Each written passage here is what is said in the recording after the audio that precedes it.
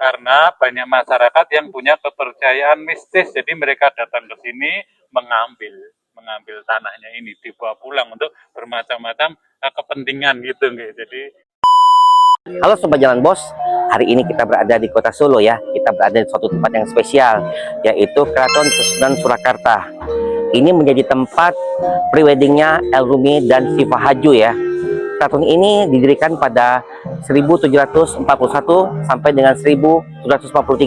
Yuk kita mau lihat seperti apa sih di dalamnya.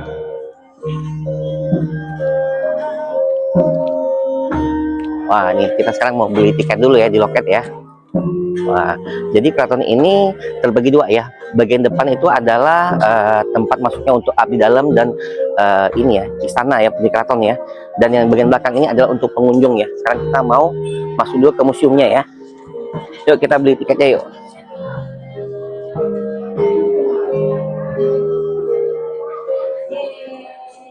Bu, mau beli tiketnya.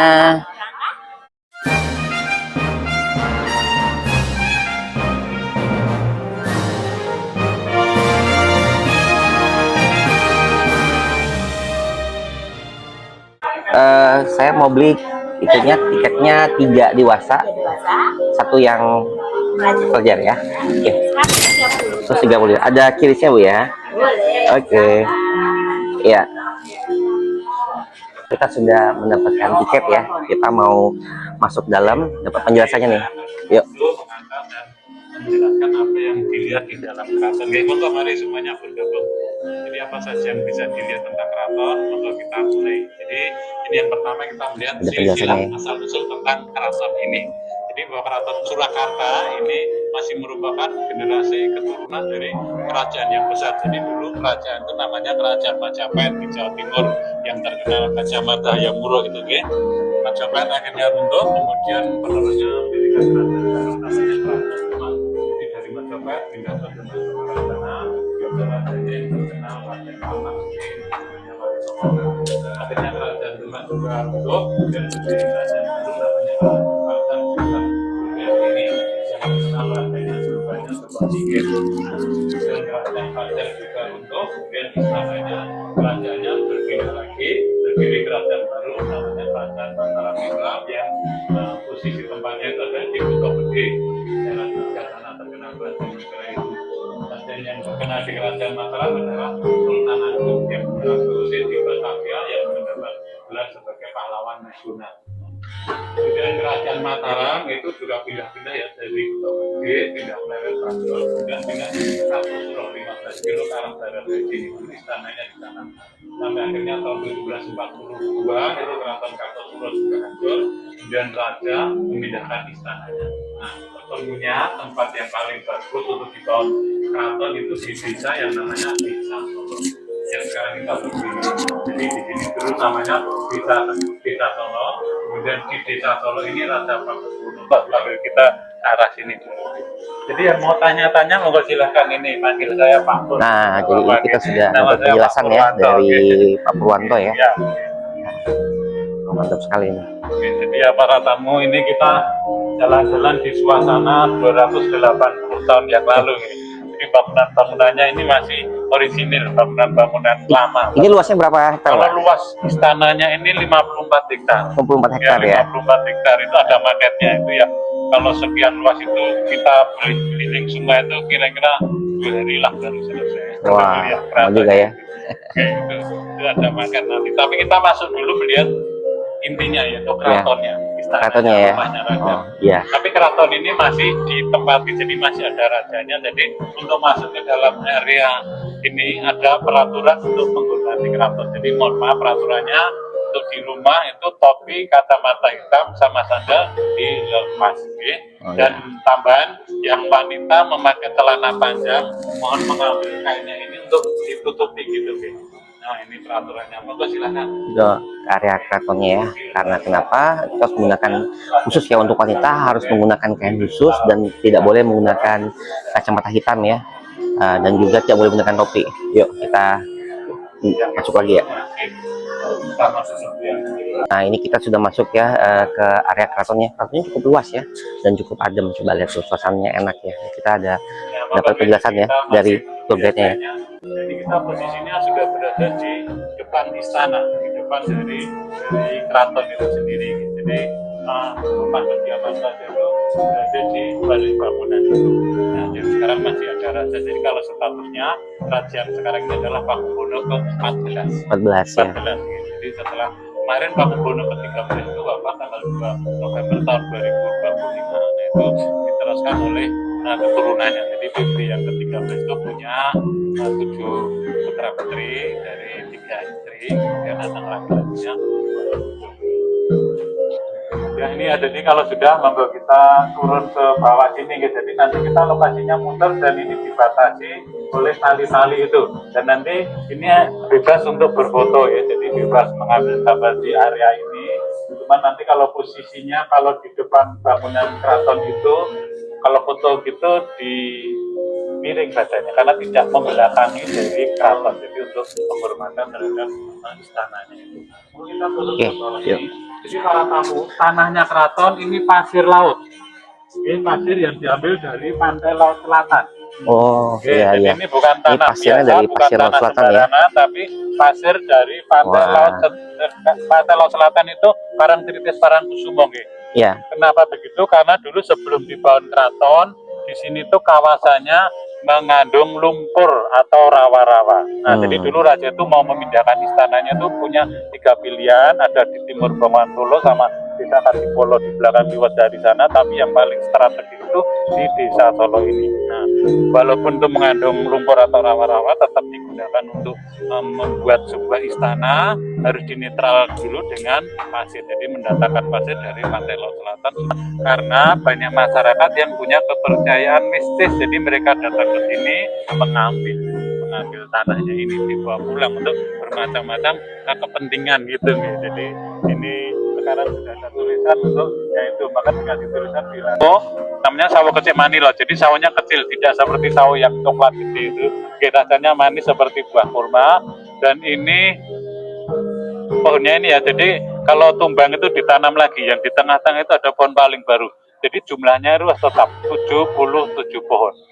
Oh, ya, ada 77 jadi memang pohon ada ya. maknanya gitu. Jadi iya. kalau dari jenisnya yaitu sawo becik atau sarwo becik. Jadi kalau bahasa Jawa sarwo becik itu artinya serba baik. Ya, jadi di keraton itu memang tempat baik, tempat kebaikan, sifat-sifat baik, budi pekerti baik, ngomong baik, perilaku baik gitu. Jadi orang kesini harapannya menjadi lebih baik. Ya, gitu. Kemudian kalau jumlahnya 77 pohon itu kalau bahasa Jawa pitu-pitu, artinya pitulungan sama pitunjuk. Nah, jadi tempatnya orang mencari pertolongan dan mencari petunjuk. Karena di keraton itu tempatnya orang-orang pintar kan kalau zaman dulu, jadi segala macam ilmu pengetahuan. Makanya raja itu gelarnya cukup banyak, sadap sampai ada lemekang sinuwun Kanjeng Susunan Pakubono, ada ingkang Mindulyo Sobijaksono Sayidin Kalipatulo Panotopo Sinupati Ngaloko. Jadi istilahnya itu paling pintar kalau raja itu. Jadi ini tentang tanamannya ini. Jadi ini kalau tumbang ditanam lagi, ada kepercayaan nih kalau penjatuhan buahnya ini dari Selasa Kliwon, nah itu tertanda beruntung orang itu. Jadi dianggap cita-citanya akan tercapai. Oh iya. Oke, monggo sambil jalan lagi guys. Ini kita lanjut lagi ya. Jadi di sini sudah ada tali-talinya. Nah, kita melalui area-area yang boleh dilewati itu yang ada tali-talinya ya. Dan juga di sini ada kepercayaan tidak boleh, kalau foto itu tidak boleh kita membelakangi keraton ya. Jadi kita kalaupun foto pun harus menyamping gitu loh, tidak boleh membelakangi keraton. Nanti ada tali-talinya. Ambil yang mau tanya-tanya bebas ya, monggo silahkan, kita nyantai saja jalan-jalan di keraton ya. Soalnya nanti kalau ada acara itu di sini suasananya tidak boleh ngomong kalau pas ada acara ya. Itu pada berdiri di sana, jadi jalan jongkok gitu kalau di Pendopo. Maka kita mengenal bangunan-bangunannya, mungkin penasaran karena dari luar pasti kelihatan menaranya ini. Ya. Sebab kalau zaman kerajaan dulu itu memang tidak boleh membuat rumah yang lebih tinggi dari menara ini. Jadi Ya. itu untuk menghormati keraton juga seperti itu, karena menara ini berfungsi untuk memantau musuh gitu. Jadi untuk melihat kedatangan musuh atau berapa jumlah pasukan musuh itu dulu dipantau dari menara ini. Kalau namanya Panggung Songgo Buwono. Ya, Panggung Songgo Buwono. Menara tinggi, Songgo itu penyangga, Buwono itu bumi dunia. Jadi melambangkan kekuatan gitu. Dia ada tingkat 4, tingginya 30 meter. Dibangun tahun 1782. Itu tahun pembuatannya dilambangkan dengan itu di paling atas itu ya, namanya Tondro Sengkolo itu naga terbang dinaiki manusia atau muluk tinitian dalmo. Kalau naga itu angka 8, terbang itu angka 0, naik itu angka 7, manusia itu angka 1. Jadi 1708 itu tahun pembuatannya menara itu. Kalau tahun nasionalnya 1782. Jadi bangunan ini paling atas untuk melihat musuh dan untuk melihat bulan, menentukan hari pertama puasa, dan tempat untuk meditasi semacam bertapa atau kegiatan spiritual. Juga ada semacam kepercayaan untuk komunikasi pertemuannya raja dengan Ratu Laut Selatan. Jadi bangunan ini bangunan sakral yang dibuka hanya di hari-hari tertentu saja. Kalau Belanda pernah nyerang ke sini, Pak? Belanda. Kalau Zaman penjajahan. Belanda itu dulu ini kerajaannya. Jadi kalau zaman perangnya dulu tahun 1823 sampai 1830 itu zamannya Pakubono ke-6. Jadi PB6 itu dulu menyokong perang Diponegoro, perang Jawa. Kemudian PB6 itu ditangkap Belanda, makamnya di Ambon. Jadi dulu meninggalnya di Ambon. Jadi itu terjadi di era perang Jawa tahun 1825 1830 itu yang terkenal dengan perang Diponegoro. Tapi Serdadu Belanda nggak pernah nyerang ke sini. Jadi belum pernah terjadi perang di lingkungan kerajaan. Tapi kalau perang Jawa itu dulu sistemnya gerilya, jadi di lereng Gunung Merapi Merbabu sana dulu pusat perangnya. Jadi gerilya itu ke Gunung Merapi, Merbabu, Hutan, Gua Selorong itu dengan sistem itu Belanda itu dulu kesulitan. Jadi lama 5 tahun perang itu Belanda jarang menang, jadi sampai Belanda bangkrut. Jadi pasukannya habis, duitnya habis, Belanda pakai akal didik. Jadi para pemimpinnya waktu itu diajak berunding damai di Magelang, ternyata di tempat perundingan ditangkap, kemudian pemimpinnya diasingkan. Jadi diasingkan ke Sulawesi, diasingkan di Ambon gitu, sampai meninggal di pengasingan. Jadi kalau perangnya itu di lereng gunung-gunung waktu itu bisa jadi perang Jawa. Ada pertanyaan yang lain, monggo silahkan. Lanjut ya. Jadi ini istananya itu ada di balik bangunan ini. Jadi di dalam keraton itu lokasinya terlalu besar, terlalu luas seperti kota. Ada pasarnya, ada sekolahannya, ada tamannya. Jadi kayak kolam renang, kolam ikan gitu. Di dalam nanti tutup pusaka terus keliling keraton dari jam 12 malam sampai jam 4 pagi. Acara paling sakral di tanah Jawa. Jadi kalau mungkin kita sering mendengar istilah malam satu suro, itu malam keramat, itu ada kegiatan-kegiatan spiritual di dalam keratonnya ini. Dibuka untuk umum, tapi bajunya baju Jawa, baju keraton gitu kalau pas mau itu. Selasa Kliwon. Nah, Selasa Kliwon itu kalau kita datang ke sini harinya Selasa Kliwon, di Pendopo itu kita bisa lihat tarian Bedio Ketawang, tarian sakral yang berhubungan dengan Ratu Laut Selatan gitu. Latihannya setiap Selasa Kliwon, nanti pertunjukannya waktu ulang tahun atau pelantikan raja. Jadi pendoponya ini digunakan setahun 2 kali. Nanti kalau malam satu suro sama acara Jumenengan, itu ulang tahun pelantikan raja. Yang nari ya ada di komunitas kerajaan, karena yang nari itu harus orang dalam kondisi bersih suci. Jadi harus puasa dulu, pakai pakaian pengantin, harus yang masih gadis semua gitu. Jadi tarian sakral hanya boleh ditarikan di tempat ini. Jadi yang penasaran monggo datang ke sini hari Selasa Kliwon. Yang nari 9, tapi kalau kita menghitung ya, menarinya 10, acara itu berarti kita bisa lihat satu suro ya. Nah, gitu. Jadi ada peristiwa seperti itu. Nah, Batu Kidul gitu. Jadi itu bangunan itu paling mewah itu, monggo sambil jalan. Itu bangunannya emas ya, jadi tiangnya emas. Lampu yang ini tiangnya emas ya. Itu lampu kristal dari Italia. Jadi ini ada lampu kristal dari Italia ya, itu yang di kuning itu adalah lampu kristal dari Italia ya, dan dinding itu ada tiang-tiang itu dari emas ya. Jadi sangat luar biasa sekali. raja Eropa, penghasil gula terbesar pada waktu itu, juga terkenal orang Indonesia pertama yang punya mobil karena kehidupannya memang kehidupan glamor. Jadi dulu dunia menciptakan mobil PB10 langsung beli, itu bikinan Jerman Mercedes-Benz pertama kali itu yang punya raja sini. Jadi waktu renovasi ini umurnya 40 tahun, jadi 40 tiangnya itu dilapisi emas. Dan itu punya makna masa keemasan manusia itu waktu usianya 40 tahun. Itu ya. Ini itu ada 40 tiang yang Itu ada tiang-tiang ya. Tiang-tiang itu jumlahnya 40 ya. Jadi itu melambangkan masa keemasan ya. Usia dari rajanya itu 40 tahun ya saat renovasi ini. Sekitar 200 tahun yang lalu. Kalau patung-patung yang warna emas itu dari Nederland, dari Belanda.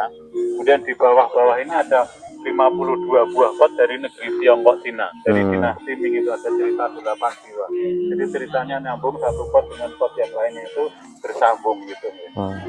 Itu souvenir-souvenir yang ada di dalam keratonnya ini. Jadi ini namanya Pendopo Agung Sasono Siwoko. Artinya bangunan besar untuk menghadap kepada Raja Siwoko. Kalau ruangan kaca itu kacanya kaca kristal anti peluru. Ruang makan tamunya raja, namanya Sasono Gondrowino. Jadi dulu itu ada ruang makan ya, itu anti peluru itu. Jadi tempat untuk ruang makannya tamunya raja ya. Kalau sebelah selatan itu koken, tempat masaknya untuk para kokinya itu. Atau tutup sana itu dapurnya. Terus kalau yang rumah belakang itu ya, bangsal kecil-kecil itu buat prajurit istirahat. Jadi suka makan sambil main gamelan di situ. Kalau sekarang kalau ada acara saja, kalau zaman dulu ya tiap hari kadang di tempat ini ada semacam latihan perang-perangan gitu. Kalau zaman kerajaan, jadi di 200 tahun 1745 sampai 1945 kepercayaan. Jadi kalau di keraton ini ya, jadi kalau zaman dulu belum ada agama gitu. Jadi tahun 600 itu kerajaan sudah ada, belum mengenal agama, ada namanya kapitayan, kepercayaan gitu. Kemudian sekitar tahun 700-an itu dari India bawa agama Hindu, tahun 800 ada agama Buddha, tahun 1500 ada agama Islam gitu. Jadi agama pendatang nah di keraton itu diramu menjadi sebuah cara berdoa namanya Wilujengan atau Slametan. Tapi kalau rajanya itu dari tahun 1500 itu sudah kerajaan Islam. Jadi kalau yang menjadi raja adalah seorang pemimpin agama Islam, Kasunanan. Seperti itu. Kasunanan. Ini ada semacam kepercayaan kecuali di dalam keraton. Jadi orang bebas juga mau doa di sini, itu kadang-kadang orang luar juga melakukan doa-doa di tempat ini.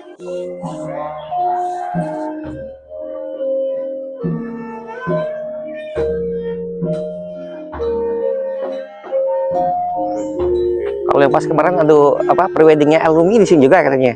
Di sebelah depan sana. Oh, depan sana. Depan sana. Jadi itu yang di pintu gerbang itu sebelah kiri. Itu juga di dekat garasi kereta-kereta.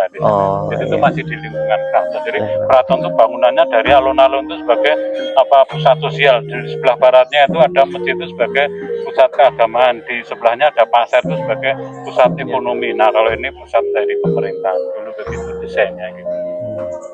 Yang bikin ini dulu namanya arsiteknya itu Pangeran Mangkubumi. Pangeran Mangkubumi itu akhirnya memberontak, terus ada perang 10 tahun, ada perjanjian ganti. Pangeran Mangkubumi yang adiknya Pakubuwono II akhirnya mendirikan Keraton Jogja. Jadi Jogja itu adiknya sini. Pakubuwono I itu dulu tinggalnya di sini, tapi terjadi perang saudara gitu, terus muncul Keraton Yogyakarta. Terus 2 kilo dari sini ada Mangkunegaran, itu ponakan di sini. Jadi panglima perangnya kerajaan yang juga mempunyai kekuasaan sendiri namanya Mangkunegoro.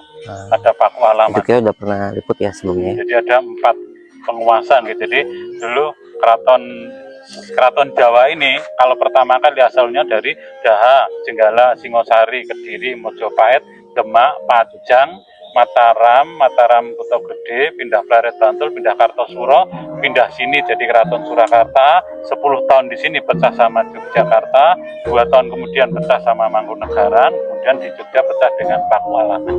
Nah itu jadi Keraton Jawa terbelah menjadi 4 penguasa. Ini yang paling tua Keraton Surakarta. Kita balik ke sana lagi, jadi ke tempat sendal tadi. Ambil kita sendal, akan balik lagi ya. Ini penjelasan untuk mengenai keraton itu sampai di sini ya. Jadi kita memang untuk saat ini dibatasi ya untuk berkunjung ya, dikarenakan ini adalah lingkungan dari kerajaan ya. keraton yang masih ditempatin ya. Jadi masih ada nih raja di sini. Jadi memang kita sebagai pengunjung tuh hanya dikasih batasan untuk mengunjungi cukup di bagian yang dikasih itu ya, tali biru itu ya. Nah, kita sekarang akan balik lagi ke tempat area awal yang kita akan melihat itu di museumnya. Seperti apa sih? Kan banyak-banyak tuh peninggalan sejarah yang ada di sana ya, yang akan kita explore ya. Akan dijelaskan lebih lanjut nih oleh bapaknya ya. Nanti kita akan lihat ya. Yuk kita balik ke sana ya. Pas musim gitu. Kalau yang Pakubuwono II yang mendirikan ke kerajaan ini, yang mana? Dua yang itu, yang ini. Memindahkan keratonnya. Oh, keratonnya ya. Oh, ini. Ini Pakubuwono I. Pakubuwono I sampai dalam ingkang sinuwun Kanjeng Susunan Pakubuwono I. Kemudian Pakubuwono II-nya. Pakubuwono II ya. Ini ya yang memindahkan keraton ke sini ya, ke area ini ya. Pakubuwono II nih tahun 1727 sampai 1749 tuh. Kita lihat lagi ya sekarang ya. Oh, ini fotonya banyak sekali nih. Tuh. Ini Pakubuwono III nih. Ini Pakubuwono III. Ya. Sekarang kita melihat nih Pakubuwono IV. Pakubuwono IV ya.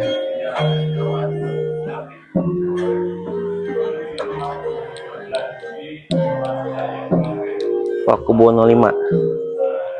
Tuh. Pakubuwono V. Pakubuwono VI ya. Tuh.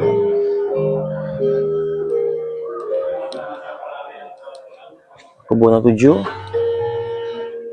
Ya. Nah, ini adalah Pakubuwono VIII. Ini adalah Sinuhun Sultan Agung Hanyokromokusumo nih. Ini tadi itu ya buku sejarah ya Sultan Agung ya. Nih Pakubuwono ke 12. Kita masuk ke museumnya ya, ke museumnya nih. Museum Keraton Surakarta Hadiningrat ya. Ya.